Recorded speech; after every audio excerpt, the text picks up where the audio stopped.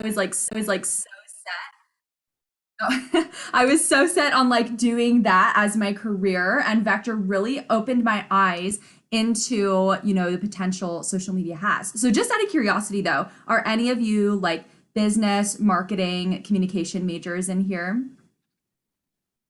Okay, if not, no worries. That's super helpful to know because regardless, social media can actually pay a good impact in your career and setting yourself up for success. We all know how competitive the industry is right now. So, can I actually have access to share my screen? Yes, absolutely.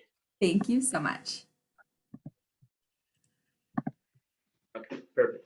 Perfect. Thank you. So I thought since I was talking in a team meeting that I would go ahead and talk a little bit about my journey with Vector as well. And I really owe Vector to teaching me a lot of life skills that eventually gave me the courage to start my own business. It's never something I would have ever imagined if I hadn't been a sales rep and eventually a branch manager. So I started as a sales rep back in 2015. You guys, I feel so old. Like it is so crazy because I know I'm probably speaking to like high school seniors that I graduated high school back in 2015. It feels like forever ago. But I was referred by someone who I hadn't talked to since probably sophomore year. This random guy, I didn't even remember like him having my number, got a phone call, said he recommended me for the position and I was actually in need of a job. So I went in, I interviewed, didn't have a single drop of sales experience. I worked at Zaxby's. I don't know if you guys have Zaxby's in Texas. You do, right? Okay. Yeah, loved Zaxby's.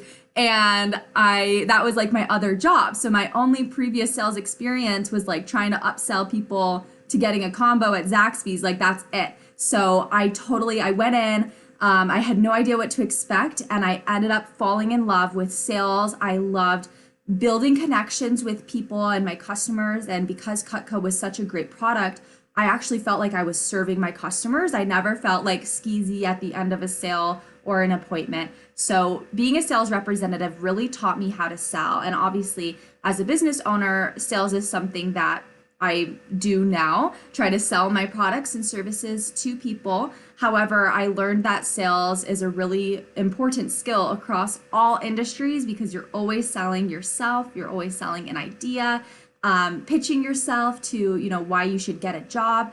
It's super important. So I'm so glad you're all here. I think it's like crucial that every young adult kind of learns those skills. Eventually, I was promoted to be an assistant manager. This is where I got the chance to learn how to interview and train people.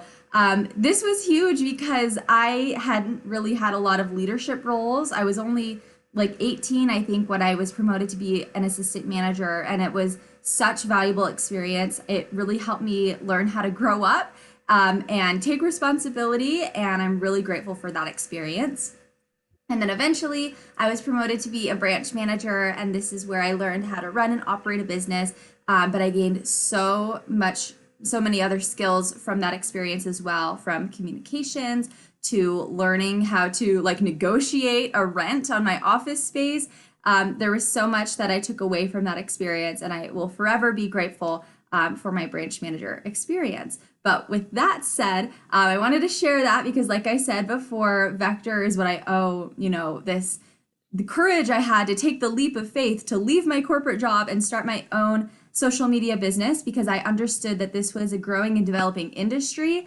Like I said, not only for people in social media, but for people across all job industries. So I want to go forward, not backward, and share with you this statistic that some of you might find a little shocking, which is that 70% of employers use social media to screen candidates during the hiring process.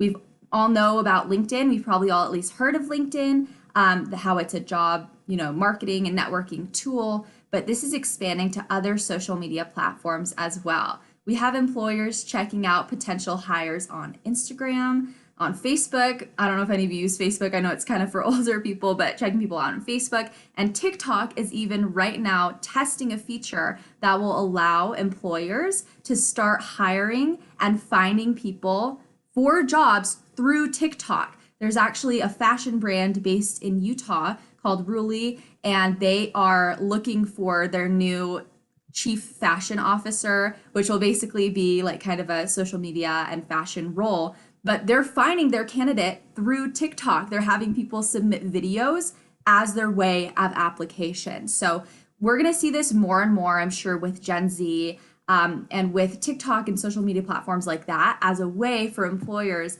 to find candidates for potential jobs. So whether or not you work in social, oh my gosh, I keep going backwards, but whether or not you work in social media, it's really important to have a good presence because just looking at these two examples, I mean, who would you rather hire? Obviously, not, I'm sure not any of you are vice president of human resources yet at this point, but someone who has a completed LinkedIn profile, over 500 connections. We have some mutual connections here, an about section, over 1,000 followers, which may not seem like a lot, but on LinkedIn that is pretty good, especially for an older person. I mean, this candidate versus someone you look them up and no results are found. I'm not saying that you have to dedicate so much time into social media. I know we're already probably spending too much time, like more time than we would want to on social media. But if you are strategic in, how you post and the connections that you make online, this can be a really powerful tool in your career.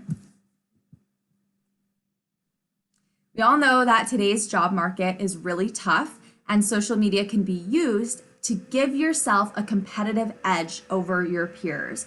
Doesn't matter if you're going to be a doctor, a lawyer, going into engineering. The job market is really hard, and anything you can do, people always say all the time, GPAs don't really matter that much. People want, experience. But even if you all have similar levels of experience, I know all of you are already ahead as you're working with Vector in sales, but any kind of other edge that you can put over other competitors for potential jobs is a huge win. And I'm telling you, they will be looking you up on LinkedIn and on other social media platforms. So first, I thought we could talk about the negative impact that social media can have if you're not too careful with this. So your social media profile can result in you getting terminated, you no longer being considered for a job, or not being accepted into a school or a program if maybe you're considering grad school or college.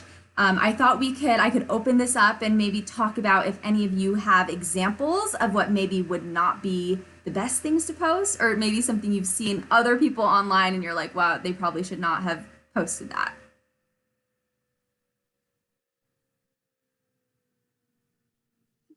Any ideas? Feel free to unmute or you can put it. Explicit photos? Yes, absolutely. That is definitely something you want to be wary of. Like just posting something, just think, okay, how would my mom or my grandma react to this if you can't quite picture like a future employer? Videos of you or like I guess your friends and you drinking or something at a party. Yeah, absolutely. That's a great one. Even if you are of legal age, we would definitely advise you to avoid posting. I mean, partake in whatever you want to do, but posting that does put a certain image attached to you. Even if you delete them a few years later, you can still access those pictures. Any other ideas? Right. Access those. What was that? They can still access those. Yes. Yeah. So it definitely depends on the industry. Like obviously if you're going to be a politician someday, like people will do more digging. Usually in other fields that aren't as much in the public eye, it's people don't do as much digging, but definitely be wary of things that you're posting. Gotcha. You need to watch like what you say as well, like the captions, like you don't want to put like bad words or stuff like that. Yes, absolutely. Yeah, thank you for bringing that up. Definitely want to watch your language, obviously, with any kind of curse words. However, one big one too that I think a lot of people don't consider is any kind of trash talking your current job, your past job. Like you just have to be so careful of that. Because imagine if you're running an interview and you're trying to find your next hire and you go on their profile and they're like bashing their former company, even if they had the right to, like that's not usually something they would want to see because they would think, well, what if something happened at our company? Are they going to go do the same thing and put our company on blast? So be super wary of that as well. These are great examples. Does anyone else have any other ideas?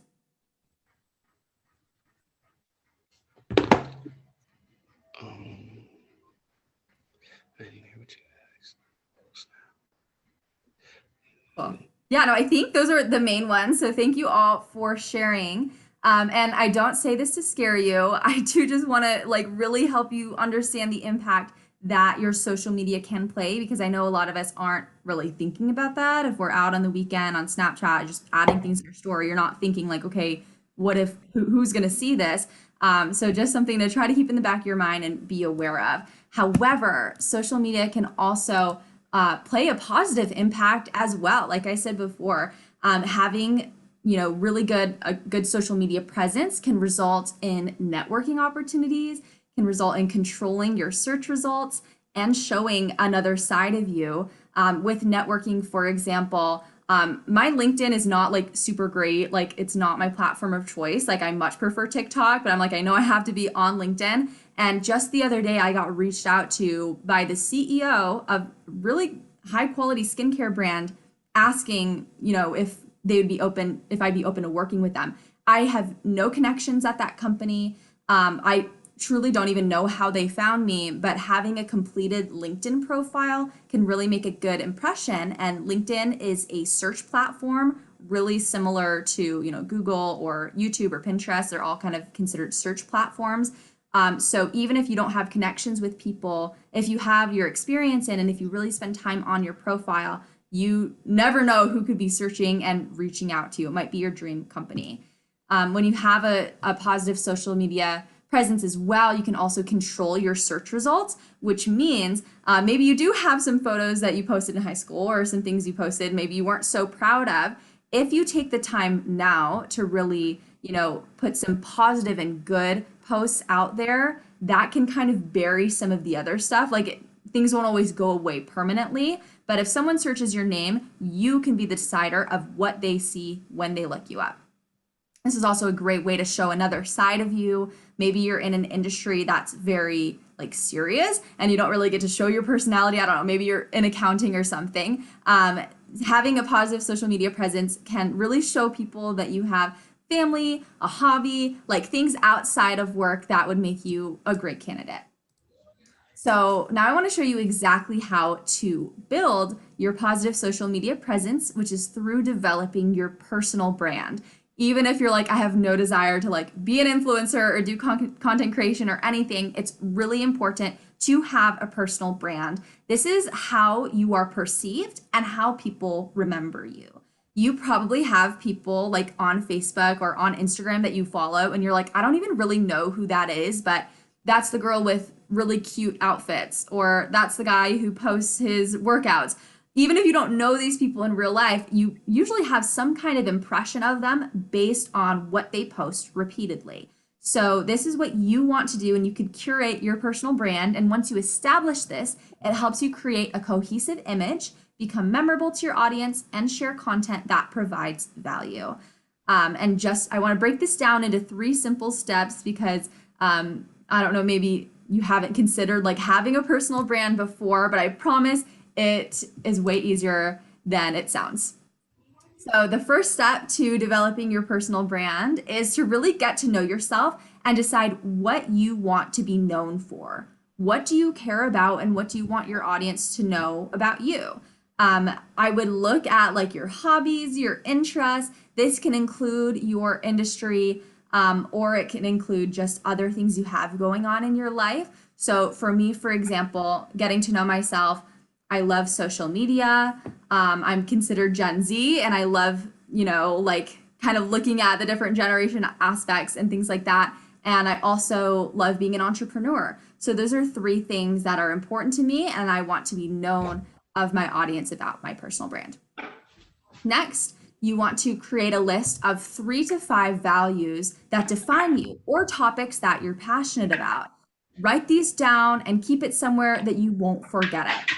So three of my values or topics that interest me would include, social media, Gen Z, entrepreneurship. But I can also add in there that I love my family. I love spending time with them. And that's one of the reasons why I wanted to become an entrepreneur, so I could have control of my schedule.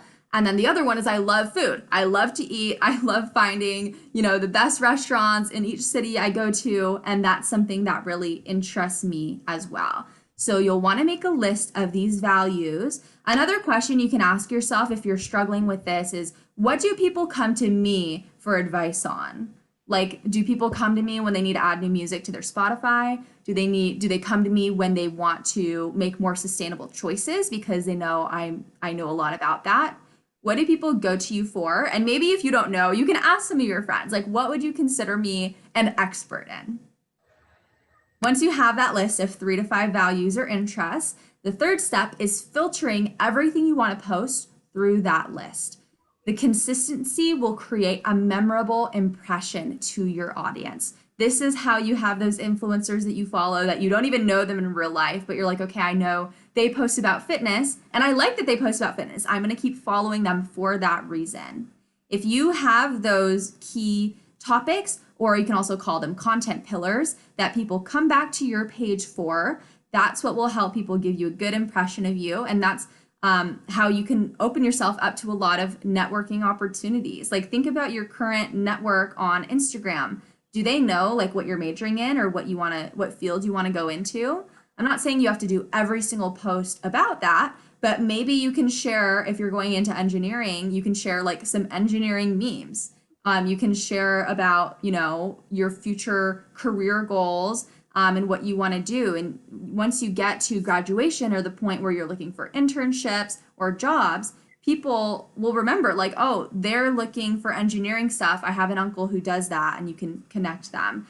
That's how I got a lot of my clients at the start of my business. Obviously, I like do social media stuff anyway. But I had people coming to me saying, hey, do you do freelance social media management? We're looking for someone, because that's something that I posted about and they know that I enjoy. So once you create this cohesive image and brand, it'll open you up to many more opportunities in the future. And I want to end with this quote by Courtney A. Kleppinger, who is a researcher all about social media and the impact it can have in careers. And she says, professional-oriented social media content can positively impact employment opportunities and salary independent of resume content. I really hope that you were able to take away a few key points in this message. And even if you still want to use social media for fun and as a way to connect with your friends, you can at least be intentional with the messages you may be putting forth through your social media. And I would love to connect with you if you have any questions. I have my email and my business Instagram on the screen here if you ever want to chat more about this. Also, if any of you are interested in maybe content creation and, maybe you're like, okay, I want to add cover photos like this to my Instagram, or I want to start making more intentional content, just bring my Instagram to the next level, feel free to DM me or email me. I have this guide of my 10 favorite free content creation tools, including how you can make graphics like this. So if you're interested in that, just DM me, and I'm also happy to help if you guys have any questions. Yeah, I'm definitely gonna be talking to you. You can be on the lookout for Jamil Hodges right now. I'm definitely gonna be on that. I don't know about anybody else, but I'm speaking for myself. Mimi, do you have like a minute or two for questions right now? Absolutely. Okay, cool. Does anybody have questions for Mimi? Um, how did it start off with the whole like getting into it and being more intentional? And I know like you obviously seem like a fun person, so you had fun on your social media before you started this. So how did like the transition from that to this? Yeah, that's a great question. I feel like the biggest thing is mindset. And I just decided one day, I'm like, you know what? Like, I had a trip to Europe, a vector trip that I was going to. And I was like, I want to try be a travel blogger. Like, I just decided, like, why not take fun photos on the trip. But I feel like the biggest change was mindset because I knew that like starting to post these curated type of photos and using hashtags, people were gonna see and notice that and take note and be like, oh, okay, she's trying to be an influencer now. And like just wanting it enough to like not care that people would think that, I was trying to do this now. Mm-hmm. That was the biggest difference for me. And then just sticking with it because you'll have captions in the beginning when you start out where you ask people questions. Like you guys probably see this all the time, influencers saying like, what are you doing this weekend? And people responding in the comments. Like in the beginning, you will sometimes post captions with a question and have nobody respond.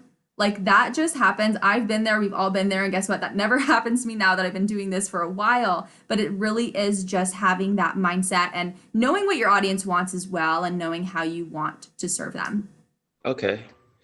I mean, that's it. That's it for the questions I want to get on this call because we're gonna be here till like 12, so I want to get in some time.